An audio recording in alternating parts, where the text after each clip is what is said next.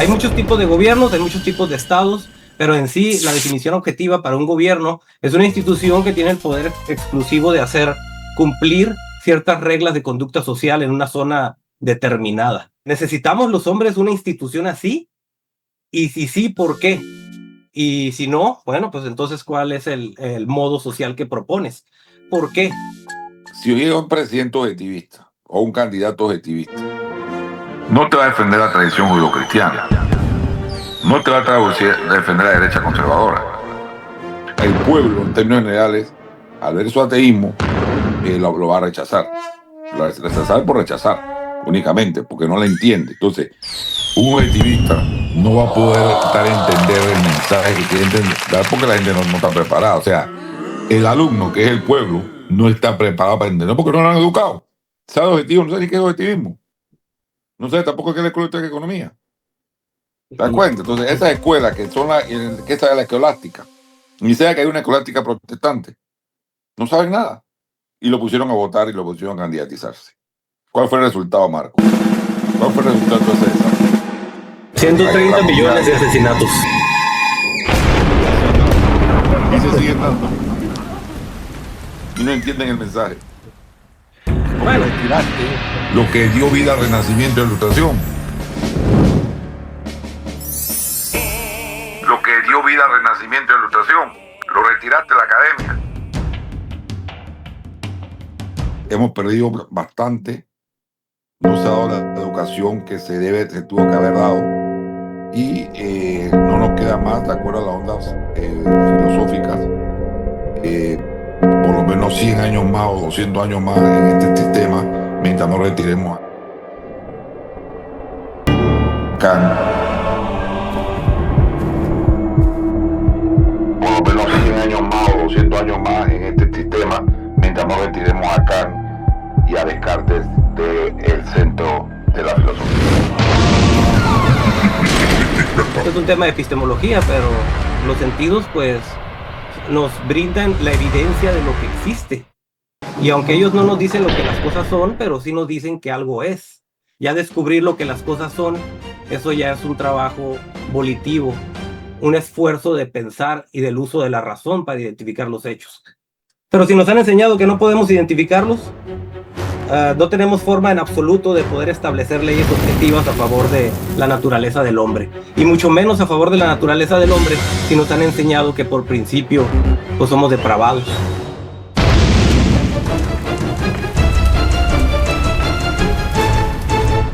¿Qué decía en Meditaciones Metafísicas Descartes? Él introdujo el método de la duda para golpear al aristotelismo. Comenzó a preguntarse que si los sentidos nos engañan sistemáticamente, si la realidad es una creación de un genio maldito, si la lógica y la razón existen o son una ilusión. Entonces, esas preguntas obviamente fueron minando y cambiando el existo y luego pienso, la primacía de la existencia, el relativismo, lo que mencionaste antes, a pienso y luego existo, la primacía de la conciencia.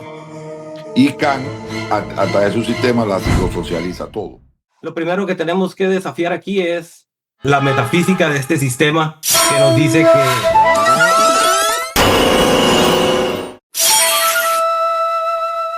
que hay una variedad de universos en donde las leyes actúan diferentes para unos que para otros. Esto nos lleva a lo metafísicamente dado contra lo hecho por el hombre, que es esencialmente la idea de que o la existencia tiene primacía sobre la conciencia, o la conciencia es la que tiene primacía sobre la existencia. Cada quien tiene que ser su propio protector epistemológico, y cada quien tiene que descubrir, tiene que aprender a usar su propia mente, porque la filosofía actual es un ataque brutal en contra de la conciencia conceptual.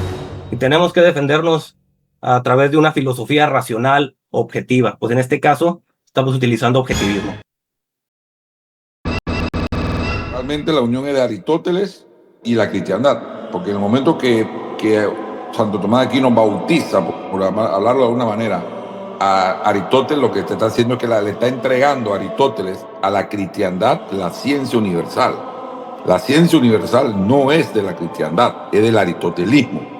Esta ciencia universal, ella es aristotélica, ella no es cristiana.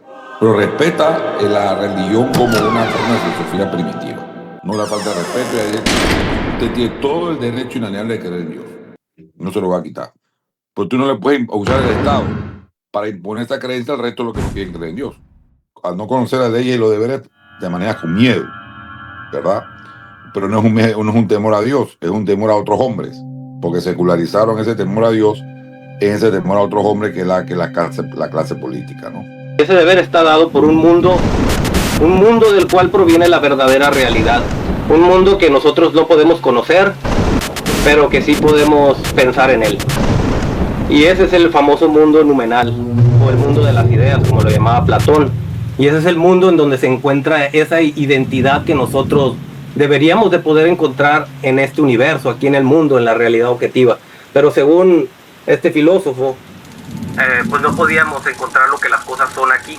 La objetividad para nosotros, por lo tanto, es imposible, y si queremos seguir nuestras propias conclusiones, nuestro interés personal, por lo tanto estaríamos siendo malvados.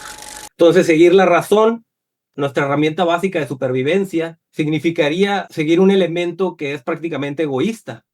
A través de la filosofía de Kant concluimos que la razón es una herramienta de distorsión. Es un mecanismo de distorsión y entonces no podemos percibir las cosas como realmente son. Como Kant dice que no puedes conocer la realidad tal como son, entonces el sujeto pensante es el que recrea la realidad a su antojo. Por lo tanto, respeta mi opinión, respeta mi credo, respeta mi creencia, respeta mi orientación sexual, respeta mi sexo, respeta, ¿no te das cuenta? El desastre Respeta mi opinión. ¿Ah? Respeta mi opinión. Sí, Lo que nos lleva a eso, 130 millones de asesinatos. Pero es que no respetamos una opinión por ser, nomás porque sí, respetamos el derecho a la libertad de expresión de cada individuo, claro que sí, cada quien tiene derecho a la libertad de expresión, incluso tenemos derecho a predicar ideas equivocadas, aunque ellos predican las ideas equivocadas que fortalezcan sistemas asesinos como cualquier sistema colectivista.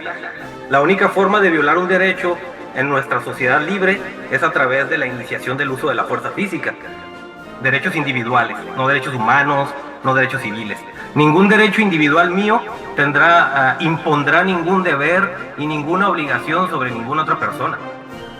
Lo que estamos proponiendo nosotros aquí, que dejamos claro desde la vez pasada, es un capitalismo totalmente desregulado, totalmente descontrolado. Es un capitalismo, el capitalismo es un sistema socioeconómico basado en los derechos individuales.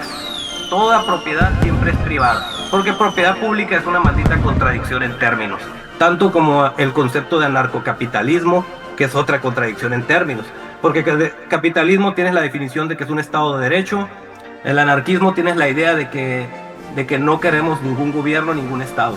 Si pones anarcocapitalismo donde mismo, entonces ¿qué demonios tienes? ¿Es un sí o es un no? ¿Es verdadero o es falso?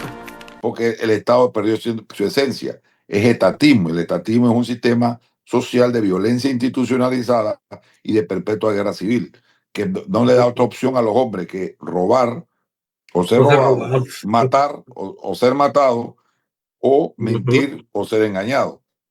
Digo, obviamente Kant y todo esto que hemos venido hablando, que la parte filosófica Kant, que introduce la base para que el sujeto pensante recree la realidad, se ve expresado más que todo en la paz armada, que es representado por los socialistas de cátedra, que son los que proponen el intervencionismo a la propiedad privada. Aquí nada más para mencionar un dato importante de objetivismo. Hay una forma en la que nosotros ligamos la moral con la política y es a través de este principio, justamente, de que ningún grupo, ninguna persona, ningún gobierno tendrá el derecho a iniciar el uso de la fuerza física contra los demás. En nuestra sociedad libre, la fuerza pasa a ser el monopolio del gobierno en un estado de derecho. Es como si metiéramos toda la fuerza dentro de un frasco. Cuando alguien inicia el uso de esta, entonces la institución, que es nuestro gobierno de Estado de Derecho, abre el frasco y esa fuerza se usa exclusivamente como forma de represalia contra quienes hayan iniciado su uso. Y esa es la forma en que nosotros pues, tenemos que castigarlos. Pero no podemos permitir que se legalice la iniciación del uso de la fuerza a través de imposiciones o de la violación al derecho a la propiedad privada. La Revolución Norteamericana, con su declaración de independencia, se refería al aristotelismo tomista.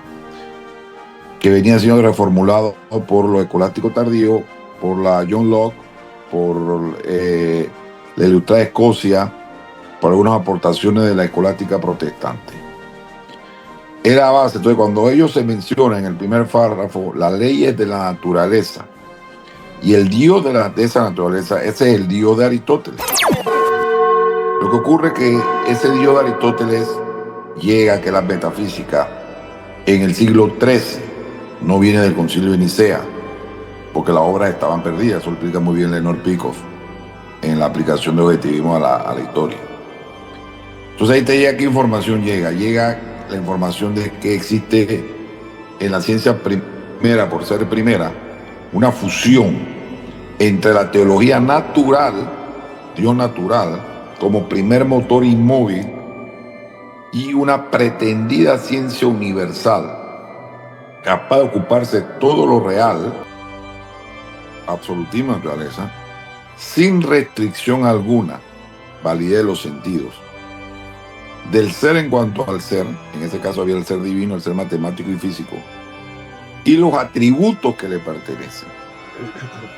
Eso es la base metafísica que dio vida al renacimiento, a la Ilustración y a la Declaración de Independencia de los Estados Unidos.